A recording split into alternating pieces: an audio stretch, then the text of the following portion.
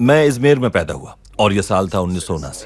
شعبہ فلم اور تھیٹر سے گریجویشن کی اور استنبول میں رہائش پذیر ہوں، اور گزشتہ 20 سالوں سے استنبول میں پیشہ ور اداکار کی حیثیت سے خدمات سر انجام دے رہا ہوں۔ آج کل میں گھر پر ہوں، اپنی فیملی کے ساتھ وقت گزار رہا ہوں، اور میں ان لوگوں میں سے ہوں جو اپنی فیملی کے ساتھ وقت گزارنے میں خوشی محسوس کرتے ہیں۔ سب کچھ بہت اچھا ہے، دن بہت اچھے گزر رہے ہیں، اور آہستہ آہستہ نارمل سطح پر زندگی آ رہی ہے۔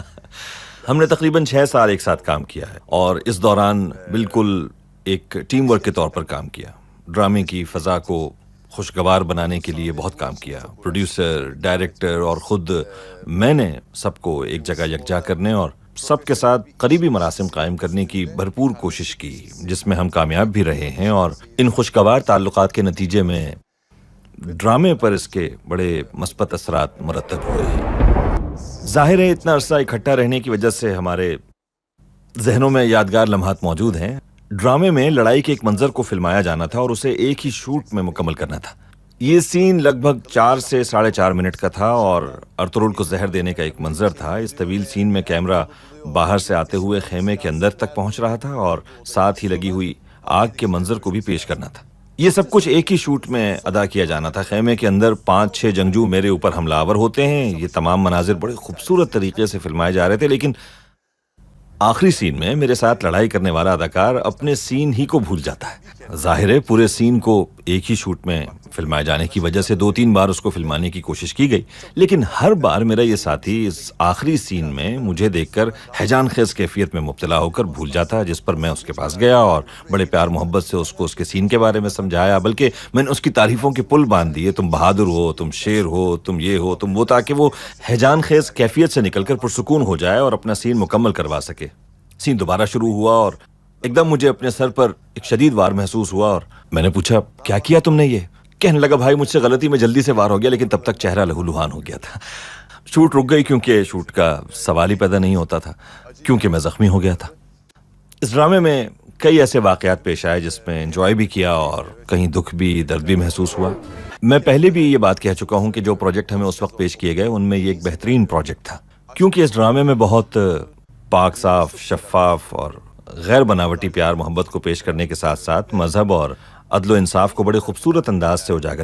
یہ ڈرامہ جس انداز میں پیش کیا گیا تو ہم نے اپنی روح کو اس میں سمو دیا تاکہ اس میں کوئی بناوٹ نہ ہو اور یہ مزید کامیاب ہو۔ دنیا بھر میں اتنی مقبولیت اسے حاصل ہوگی، صرف عالم اسلام ہی میں پذیرائی حاصل نہیں ہوئی اسے، بلکہ دیگر مذاہب سے تعلق رکھنے والے افراد نے بھی گہری دلچسپی لی اس ڈرامے میں۔ جنوبی امریکہ کے ممالک نے بھی، اور یورپ اور برطانیہ سمیت ہر جگہ اس کے چرچے رہے۔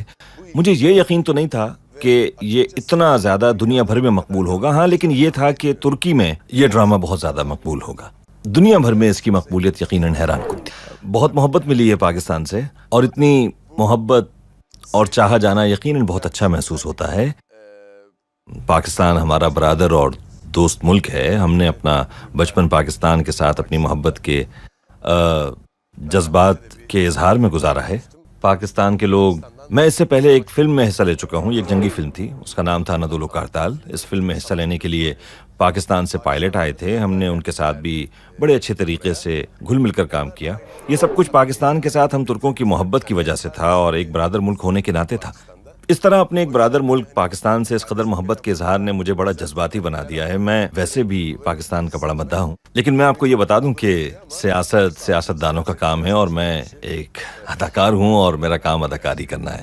خصوصی کوشش کرتا ہوں کہ کسی سے ناراض نہ ہوں۔ میں آپ کو یہ بتا دوں کہ اس ڈرامے کے بعد میں نے کوئی نئی زندگی شروع نہیں کی، ایسی کوئی بات نہیں ہے۔ البتہ یہ بات آیا ہے کہ اس دور کے انسان بڑے پاک صاف، معصوم، مخلص اور نیک خیالات کے مالک تھے۔ سب کچھ میں نے اس دور کے انسان کو دیکھتے ہوئے محسوس کیا ہے۔ موجودہ دور کے انسان انتہائی بناوٹی ہیں، اس دور کی طرح کے معصوم اور نیک خیالات کے مالک نہیں ہیں۔ بدقسمتی سے موجودہ دور میں انسانوں نے اپنے ہی معاشرے میں رہتے ہوئے اس میں برائی کا ایک سلسلہ جاری رکھا ہوا ہے۔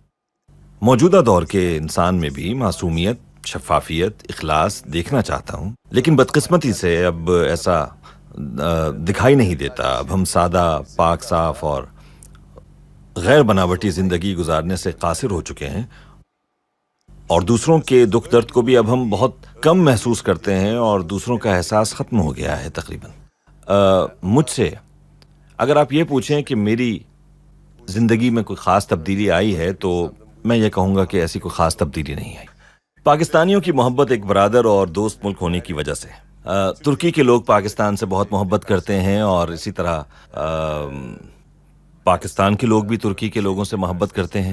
پاکستان اور ترکی دونوں ملک ایک دوسرے کے بہت قریب ہیں اور دونوں کی ایک جیسی ثقافتی اقدار اور روایات ہیں، تو اسی لیے شاید اور ہم اپنی روزمرہ زندگی میں بھی دیکھتے ہیں کہ ان مشترکہ اقدار ہی کی بدولت پاکستان کے عوام نے اس ڈرامے میں گہری دلچسپی لی ہے اور ہم بھی پاکستانیوں کی اس محبت اور چاہت کو اپنے دلوں کے اندر محسوس کرتے ہیں اور اس محبت کو اپنی زندگی کا ایک حصہ بناتے ہیں۔ میرا خیال ہے کہ اس ڈرامے کی کامیابی کی ایک وجہ مشترکہ مذہب بھی ہے، لیکن یہ ماننا پڑے گا کہ پاکستان میں اس ڈرامے نے نئے ریکارڈز قائم کیے ہیں۔ انشاءاللہ جلد ہی پاکستان پہنچ کر پاکستانی عوام کے روبرو ان سے اپنی محبت کا اظہار بھی کرنا چاہتا ہوں اور حالات کے بہتر ہونے پر پاکستان پہنچ کر اس محبت کا اظہار خود کرنا چاہتا ہوں۔ جی ہاں، بڑی خوشی سے، کیوں نہ کام کروں۔ میں ڈرامے کا پہلے سینیریو اور کہانی دیکھوں گا اور اگر ڈرامے کا سینیریو اور کہانی میری خواہشات کے مطابق ہوگی تو ضرور کام کروں گا اور ان کی محبت کا قرض بھی اتارنے کی کوشش کروں۔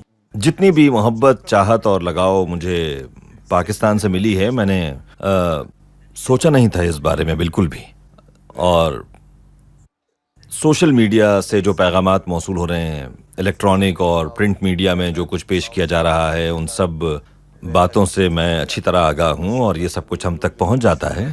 میں سب سے پہلے ان کی اس محبت اور چاہت کا بہت مشکور ہوں اور ان کا بہت شکریہ ادا کرتا ہوں کہ انہوں نے میرے کام کی اتنی پذیرائی کی ہے۔ تمام پاکستانیوں کا بہت بہت شکریہ۔ پھر ملیں گے نئی ویڈیو کے ساتھ۔ سبسکرائب بٹن پر کلک کریں اور بیل کے نشان پر بھی کلک کریں تاکہ ہر ویڈیو آپ کو مل سکے۔ تو ویڈیو لائک کرنا مت بھولیے گا۔ اللہ حافظ۔